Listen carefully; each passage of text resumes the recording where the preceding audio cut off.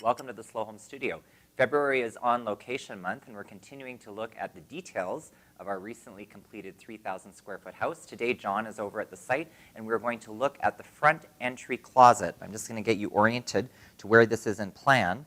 So this is the front door here. You come into the entry space, which is at the bottom of our stairwell. And the area that we're going to look at today in detail is right here. So let's go and see what John has to say. Thanks, Matthew.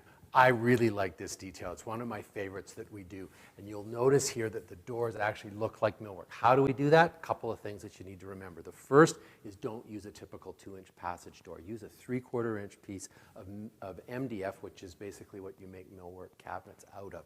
That allows you to then use a typical cabinet hinge because you don't have to have a lock set. The door is lighter. It all works, and it starts to reinforce that notion of it being millwork. That also then allows you to choose whatever style of door you want. Here we have a little bit more traditional offset door, but it could be any kind of door. Now when you do that, here's the next trick.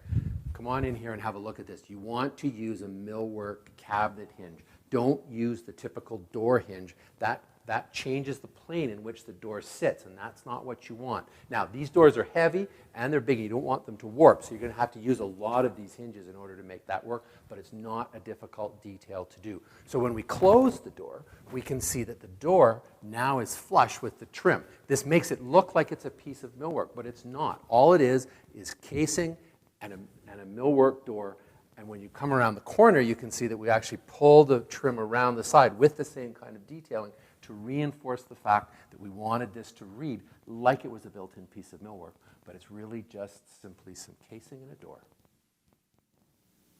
Very interesting to consider the closet as a millwork composition in addition to a place to store your coats. So if you'd like to learn more information about our case study house, you can visit our website, slowhomestudio.com.